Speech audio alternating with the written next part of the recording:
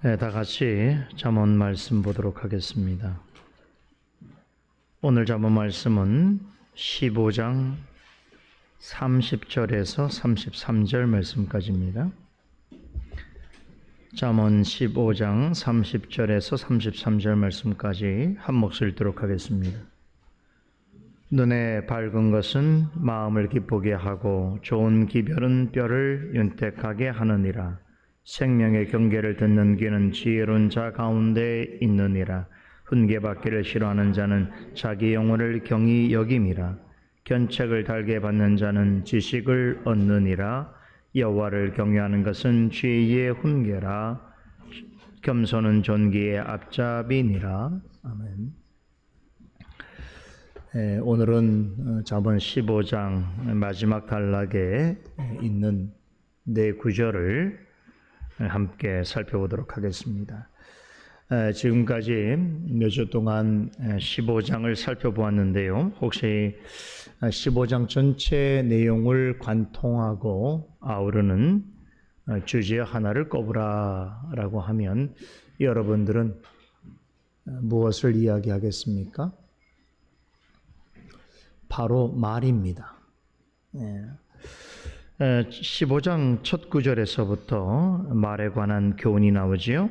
유순한 대답과 과격한 말에 관한 교훈으로 시작을 합니다. 그리고 지난 주일에 살펴보았던 그 단락의 마지막에서도 하나님 앞에서 대답할 말과 말로 드리는 기도에 관한 교훈으로 마쳤습니다. 우리는 잠언 15장을 통해서 하나님을 믿고 따르는 자로서 말이 얼마나 중요한 것인가. 하나님 앞에서나 사람 앞에서 왜 자기 마음 내키는 대로 말을 해서는 안 되는가. 마음과 말이 얼마나 중요한 관계를 맺고 있는가. 그러게 말을 할 때에 어떤 마음가짐과 태도로 행해야 하는가라고 하는 말에 관한 교훈을 살펴보았습니다. 자, 그런데 한 가지 잊어서는 안 되는 것이 있습니다. 잠언 기자가 15장 전체 내용을 통해서 전하고 있는 교훈, 이것은 일반적으로 우리가 생각하는 그런 말의 교훈이 아니라는 것입니다. 세상에는 말과 관련한 아주 좋은 속담이나 격언들이 많습니다. 그런데 잠언 기자가 전하는 교훈은 그런 것들과는 근본적으로 다른 것입니다. 잠언 기자의 관심사는 오직 하나님을 믿고 따르는 자로서 하나님 앞에서 어떤 생각과 말을 하여야 하는가라고 하는데 집중되어 있습니다. 말은 말하는 자의 인격과 신앙을 나타내지요. 신앙 안에서 주로 어떤 말을 생각하고 또 어떻게 말하는가 하는 것은 그 사람이 지니고 있는 인격과 신앙을 드러내는 것입니다. 그래서 그 사람이 하는 말과 생각은 하나님 앞에서의 지혜로운 자와 어리석은 자를 드러내는, 구분하는 척도가 되기도 합니다. 자, 오늘 본문은 지금까지 15장에서 살펴본 말에 관한 교훈을 마무리하는 결론을 우리에게 들려주고 있습니다. 자, 30절을 다시 봅니다. 눈에 밝은 것은 마음을 기쁘게 하고 좋은 기별은 뼈를 윤택하게 하느니라. 여기서 눈에 밝은 것과 좋은 기별, 이것은 바로 말에 관한 교훈입니다. 즉 사람을 기쁘게 하고 유익하게 하는 것이 무엇인가? 눈에 밝은 것과 좋은 기별이라고 하는 것이지요.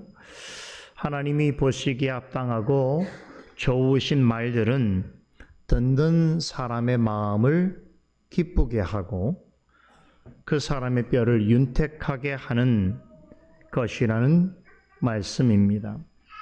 자, 우리는 종종 생활하면서 이와 같은 경험을 할 때가 있는데요. 우리 주변에는 눈의 시력이 좋지 않은 이들이 많습니다. 나이가 들어가면서 눈의 시력이 점점 떨어지는 것은 뭐 당연한 일이겠습니다만, 어떤 이들은 태어날 때부터 앞을 볼 수 없는가 하면, 또 살아가는 중에 어떤 사고로 인해서 시력을 완전히 잃어버리는 사람도 있습니다. 이 시력 장애를 안고 살아가는 사람들에게 있어서 가장 큰 소망이자 바람은 무엇이겠습니까? 직접 눈으로 무엇을 볼 수 있다는 것이겠지요. 최근에는 비약적으로 발전해가는 그 의학 기술, 또 유전자 치료 기술 덕분에 시력을 되찾는 사람들이 있다라고 하는 소식을, 반가운 소식이죠, 전해 듣게 되는데, 뭐 선진국에서는 시력을 완전히 잃은 사람의 눈에 컴퓨터 칩을 삽입해서 어느 정도는 감각적으로 분간할 수 있는, 사물을 분간할 수 있는 그런 능력을 가질 수 있는 수술이 행해지고 있다고 합니다. 전혀 보지 못하는 사람이 직접 눈으로 볼 수 있다는 것은 그런 사람들에게서는 너무나 감동적이고 기쁜 일일 것입니다. 우리처럼 이렇게 살아가는 데 있어서 문제가 없을 정도의 시력을 가지고 있는 입장에서는 눈으로 자신이 원하는 것을 볼 수 있다는 것이 얼마나 놀라운 일이고 얼마나 감격적인 일인가에 대해서 잘 모릅니다.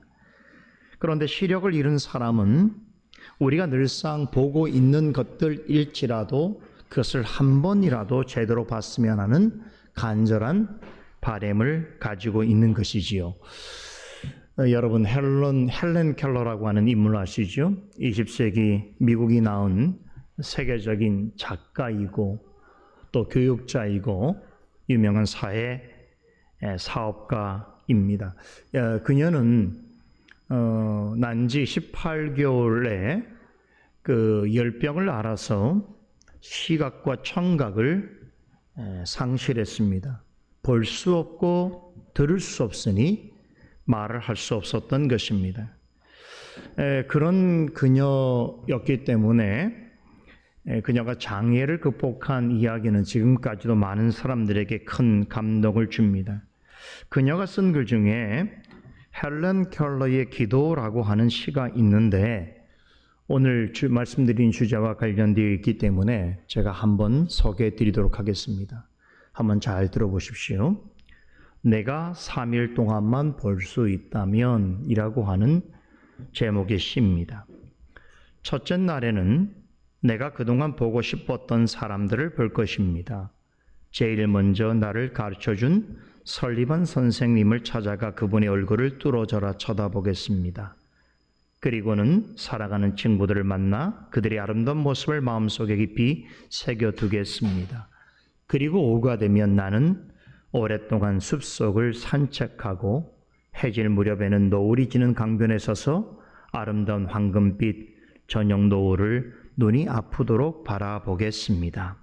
그날 밤에는 아마 잠이 오지 않겠지요? 둘째 날엔 새벽에 일찍 일어나 밤이 아침으로 바뀌는 가슴 떨리는 기적을 바라보겠습니다. 찬란하고 웅대한 빛의 파노라마와 함께 태양이 잠자고 있는 지구를 깨우는 광경을 바라보겠습니다. 그리고는 나는 박물관으로 달려갈 것입니다. 거대한 공룡과 맘모스의 화석들, 또 그동안 손의 감각으로만 알고 있었던 조각상들의 율동적인 아름다움을 직접 볼 수 있겠지요. 그리고 저녁에는 보석 같은 밤하늘의 별들을 보겠습니다. 아, 얼마나 감격적일까요? 셋째 날엔 아침 일찍 큰 길로 나가 많은 사람들이 오가는 평범한 거리에 벤치에 앉아 시간을 보낼 것입니다. 그냥 앉아서 정신없이 바쁘게 오가는 사람들을 하염없이 바라보겠습니다. 눈을 크게 뜨고 사람들이 살아가는 모습을 내 눈에 담아둘 작정입니다. 내가 볼 수 있는 셋째 날이 저물어 가고 있습니다. 이 마지막 날 저녁에 극장으로 달려가서 재미있는 연극을 보고 싶습니다. 그리고 돌아오는 길에 화려한 밤의 네온사인과 쇼윈도의 상품들을 구경하겠습니다. 한밤중이 되면 조용히 무릎을 꿇고 사흘간 눈을 뜨게 해주신 하나님께 감사의 기도를 드리고 싶습니다. 어떻습니까? 감동적이죠. 헬런 켈러가 이 시를 통해서 그토록 간절히 보고 싶었던 바람은 장애가 없는 사람들의 입장에서 볼 때는 너무나 사소하고 간단한 것들입니다. 보는데 불편함이 없는 사람은 볼 수 있다는 것이 얼마나 좋은 일이고 기쁜 것인지 잘 모릅니다. 본다는 것의 가치와 고마움을 잘 모릅니다.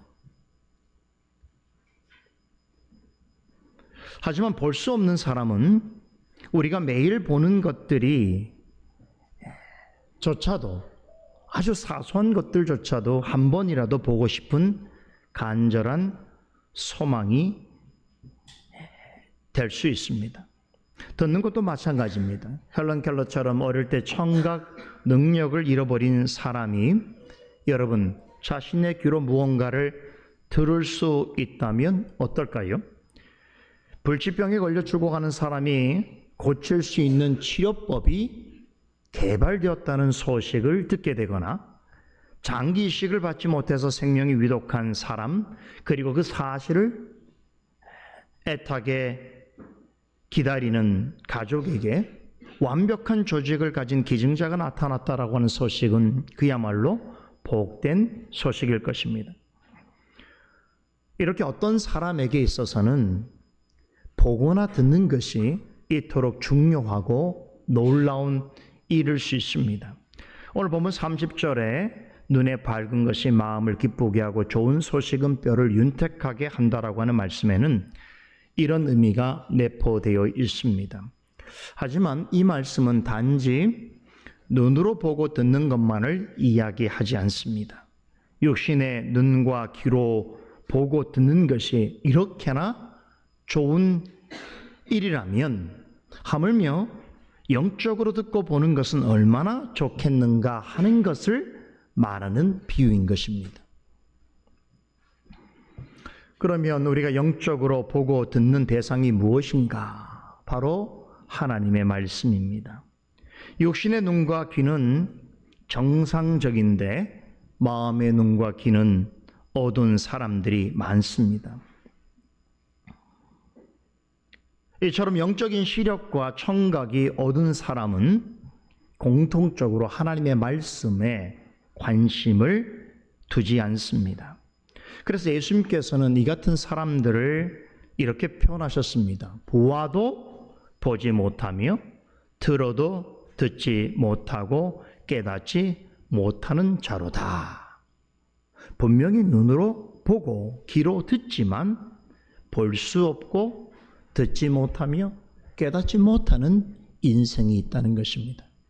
이것은 우리 육신의 눈과 귀로 보고 듣는 것이 아니라 우리의 영혼의 눈으로 귀로서 듣고 보는 것이겠지요. 말씀드린 대로 어떤 사람들에게 있어서는 눈으로 보고 귀로 듣는 것은 정말로 감동적이고 놀라운 일입니다. 하물며 자신의 영혼을 살리시는 말씀을 듣고 그 말씀을 바탕으로 하나님께서 하신 일들을 볼 수 있다는 것은 육신의 눈과 귀로는 보고 들을 수 있는 그런 것과는 비교할 수 없을 정도로 특별한 일인 것입니다. 영혼의 눈과 귀로서 듣고 보고 깨달음으로써 영원한 생명을 얻고 누릴 수 있는 축복 가운데 머물 수 있기 때문입니다. 이어지는 31절은 마음으로 하나님의 말씀을 듣고 말씀을 통해서 하나님이 행하신 일들을 보는 것이 얼마나 중대한 일인가를 강조하고 있습니다. 생명의 경계를 듣는 귀는 지혜로운 자 가운데 있느니라. 여기서 생명의 경계라고 하는 말의 원뜻은 생명의 훈계입니다. 그러니까 생명을 주는 말씀인 것이지요. 생명을 주는 말씀의 귀를 기울이는 사람은 언제나 지혜로운 자 가운데 있게 될 것이다 라고 하는 뜻입니다. 앞에서 자문 기자는 여러 차례 강조한 말씀이 있죠. 하나님 앞에서 어떤 사람이 지혜로운가 할 때에 15장 전체를 통해서 강조했던 것은 뭐냐면 하나님의 말씀을 청종하는 사람이다. 그 말씀이 훈계이든 책망이든 견책하는 말씀이든 간에 하나님께서 주시는 말씀을 귀담아 듣고 그 말씀에 순종하는 사람은 영적인 생명을 얻을 뿐만 아니라 사나 죽으나 그 말씀이 주는 윤택함을 누리게 될 것이다. 그러기에 하나님 앞에서 그런 사람은 지혜로운 자다라는 것입니다. 반면에 어리석은 자는 어떻습니까? 여러분 기억하십시오. 하나님 앞에서 어리석은 자는 지능과 IQ가 떨어지는 사람이 아닙니다. 좋은 학교를 나오지 못했거나 교육을 잘 받지 못한 사람이 아닙니다. 잠언 12장 1절에 보면 하나님의 훈계를 싫어하는 사람이라고 했습니다. 하나님의 훈계를 싫어하는 사람은 어떤 사람이냐? 하나님 보실 때는 짐승과 같은 자다라고 말씀하셨습니다. 제 딴에는 멋있는 생각을 하고 감동적인 말을 하며 살아가는 것 같지만 하나님의 말씀 듣기를 싫어하는 사람은 하나님 앞에서 짐승과 다를 바가 없다. 그러니까 우리 자녀들을 키울 때에 먼저 하나님 앞에서 그 말씀 듣는 것을 여러분 그 말씀 앞에서 올바른 태도를 가진 자녀로 키우지 않으면 죄송하지만 내 자녀를 짐승처럼 키우는 거라 다를 바가 없는 것이야. 이 우선순위와 원칙을 잊어버리면 평생 자녀를 키우는데 모든 힘과 열정을 다했다 하더라도 하나님 앞에서 책망받을 것입니다.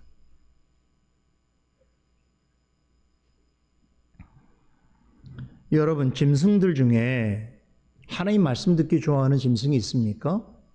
아무리 우리 가정에 사랑하는 반려견, 반려묘가 있다고 하더라도 내 말에 귀는 기울이지만 자 예배 드릴 테니까 이리 와 하나님 말씀 전할 테니까 똑바로 앉아서 들어. 짐승 중에 그것을 듣는 짐승이 있습니까? 짐승은 하나님 말씀을 들을지 못해요. 깨닫지도 못합니다. 여러분 하나님 앞에서 어리석은 자가 그와 같다는 것이 생명을 주는 말씀이 지금 들리고 있는데도 불구하고 그 말씀을 보고 있는데도 불구하고 말씀을 듣지 못함으로 깨닫지 못한다는 것이 여러분 본문 32절은 이 말씀에 대해서 이렇게 증거하고 있습니다. 훈계받기를 싫어하는 자는 자기의 영혼을 경히 여김이라. 견책을 달게 받는 자는 지식을 얻느니라. 왜 어리석은 자는 하나님의 말씀을 듣고 깨닫는 것을 싫어하는가? 그 이유를 지금 제시하고 있죠. 왜 그렇습니까? 머리가 나빠서가 아니, 경험이 부족해서가 아니, 저 부족한 가정에 태어나서가 아닙니다. 교육을 잘 받지 못해서가 아닙니다. 뭐라고요? 자기의 영혼을 경솔히 여기기 때문이다. 자기의 영혼에 대하여 관심이 없기 때문이라는 것입니다. 여러분 사람들이 하나님 말씀에 대하여 귀를 기울이지 않는 근본적인 이유가 무엇이라고요? 자기의 영혼에 대한 관심이 없기 때문입니다. 온통 세상을 살아가는 일에 있어서 남들처럼 잘 먹고 잘 사는 일에는 관심을 가지고 정말 자기의 시간과 땀과 눈물과 열정을 갈아서라도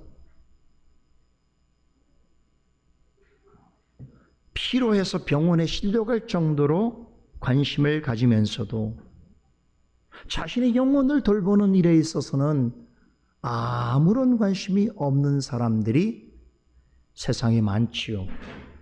하나님은 그런 자를 지혜 없다로 말씀하십니다. 여러분 누가복음 12장에 우리가 늘 기억하는 한 사람이 나오지요. 어떤 사람입니까? 농사를 잘 지어서 한 해의 소출이 풍성했습니다.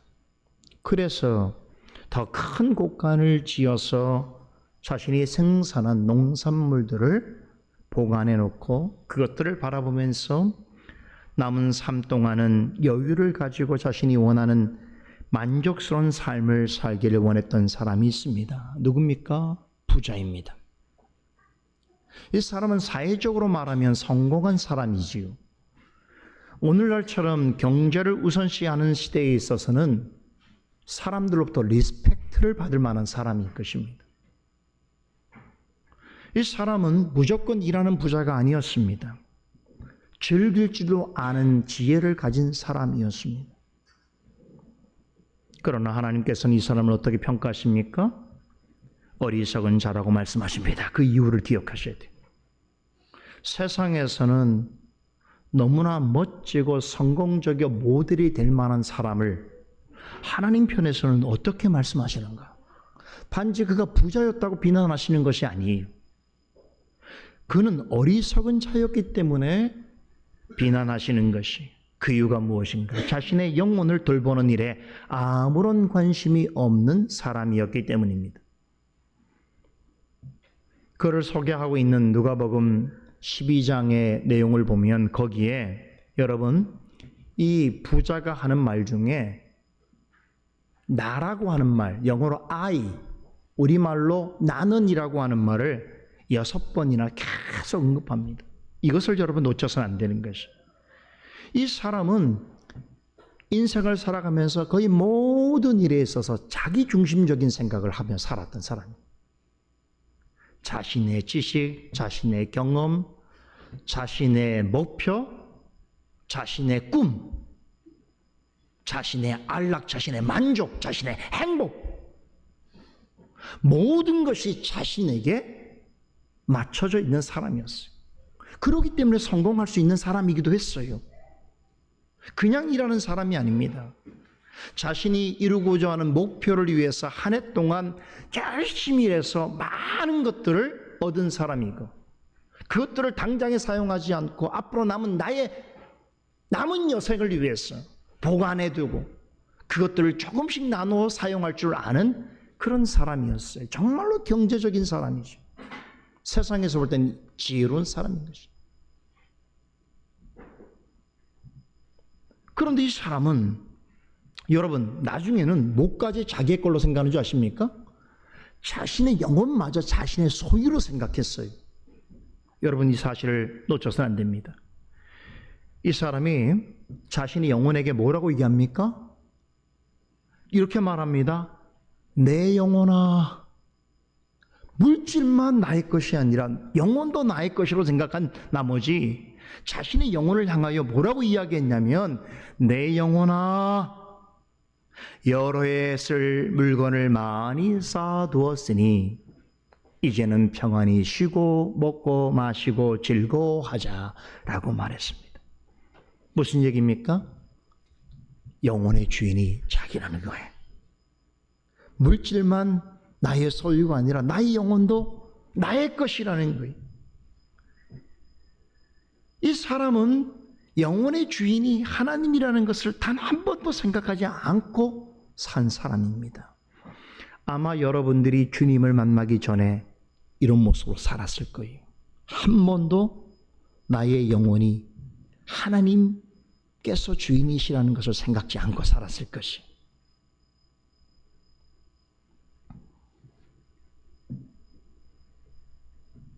나의 영혼이 하나님의 것이라고 생각하지 않으니 영혼을 주신 하나님에 대해서 생각할 이유가 없었던 것이겠지.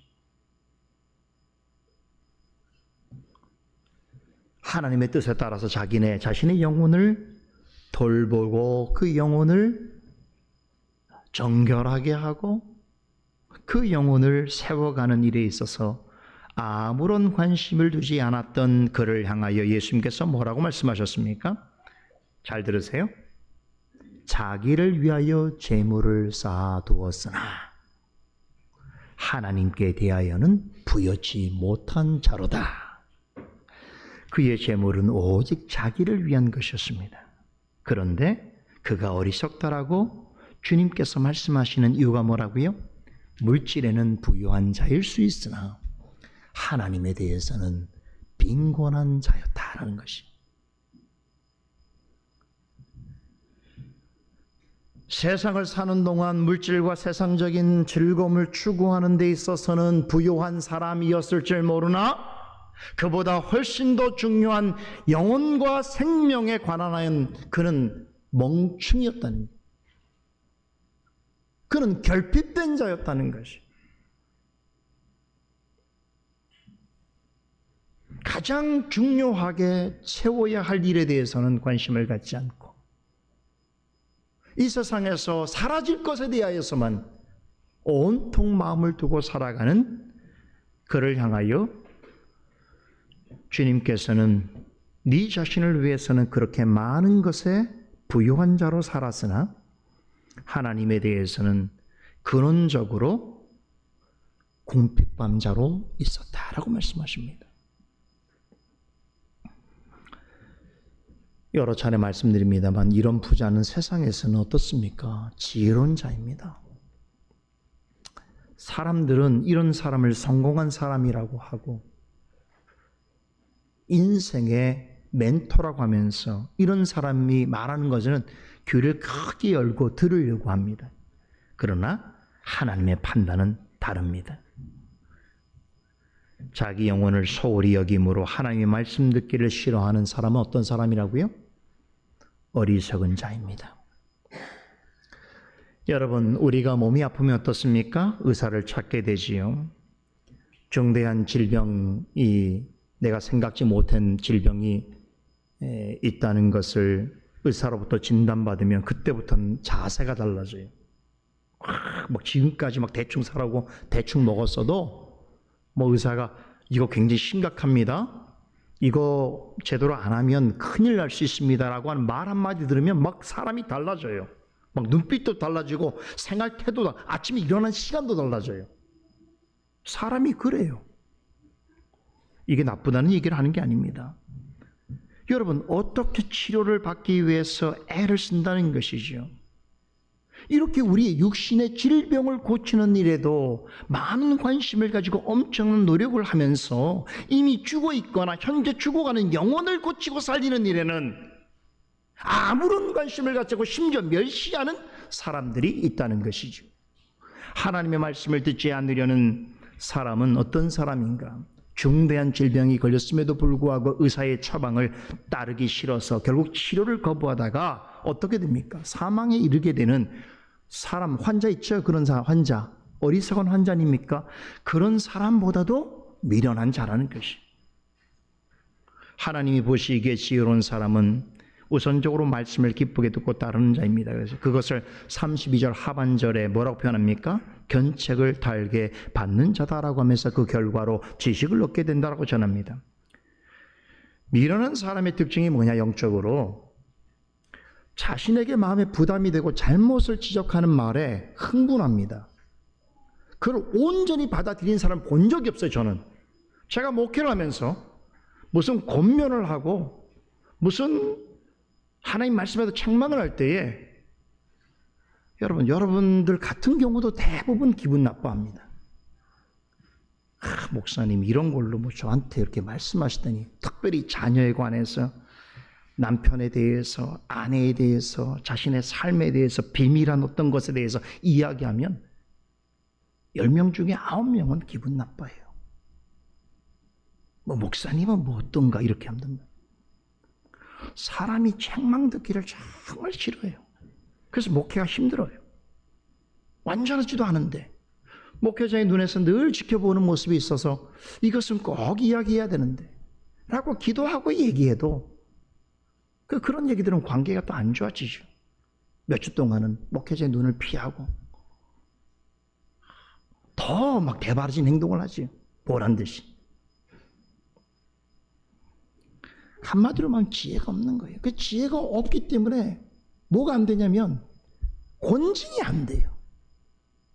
아무리 말씀을 전해도 지혜가 없기 때문에, 하나님 말씀을 제대로 받아들이지 않기 때문에 공징받는 자리에 나오지 않습니다. 그런 사람 여러분 교회 앞에서 공적으로 공징하면 어떻게 되겠습니까?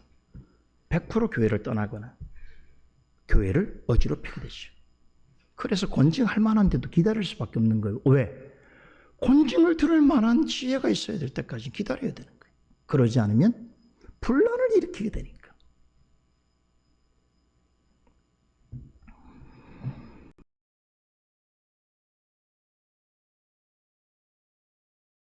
뜻으로 받아들일 수 있는 자리에 있는 사람이 지혜로운 자입니다.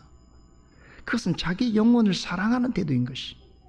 이제 드디어 15장의 교훈의 대미를 장식할 마지막 한 구절이 남아있는데 다 같이 우리 33절 읽어보십시다.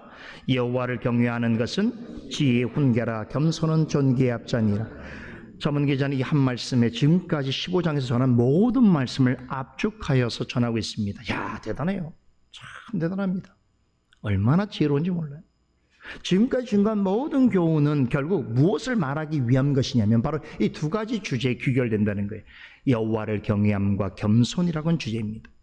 우리는 그동안 하나님의 말씀이 전해주는 지혜의 교훈들을 많이 듣고 배웠지요. 이 모든 지혜의 교훈들을 들려주신 목적이 어디 있는가? 그게 뭡니까? 하나님을 올바르게 경외하는 삶을 살도록 하기 위해서라는 거예요. 잠언서 1장 7절에 기억나시죠? 여호와를 경외하는 것이 모든 지식의 근본이라고 했습니다. 어떤 지식이라도 여호와를 경외하지 않는다고 한다면 하나님 보실 때 그것은 어리석은 것이요 미련한 것입니다. 그렇다면 하나님을 경외하는 지식과 지혜를 얻으려면 어떻게 해야 되는가? 겸손한 말씀으로 말씀을 듣고 믿고 순종해야 합니다. 자기 영혼을 위하여 주시는 말씀을 듣지 않는 자는 늘 교만한 자리에 있는 사람입니다. 하나님의 말씀을 겸손히 듣고 깨닫는 사람만이 하나님이 베푸시는 영혼의 생명과 또 축복을 경험할 수 있습니다. 33절 하반절에 보십시다. 겸손은 존귀의 앞잡이니라 라고 하는 이 말씀이 의미하는 바가 이것인데 이 말씀은 사실 의역된 거예요. 이렇게 의역을 한 까닭을 이해를 못하겠어요. 저는 원문 표현대로면 번역하면 이런 말입니다. 영광 앞에는 항상 겸손이 있도다 라고 15장 전체를 정리하면서 잠언 기자가 전하는 교훈이 이것입니다. 하나님의 영광은 오직 겸손한 자에게만 허락되어진다라는 것입니다. 즉 하나님의 말씀을 겸손히 듣고 따르는 사람만이 마지막에 하나님의 영광을 얻을 수 있는 것입니다. 이런 사람이 진정으로 하나님 보시기에 여호와를 경외하는 자요 하나님 앞에서 지혜로운 사람인 것입니다.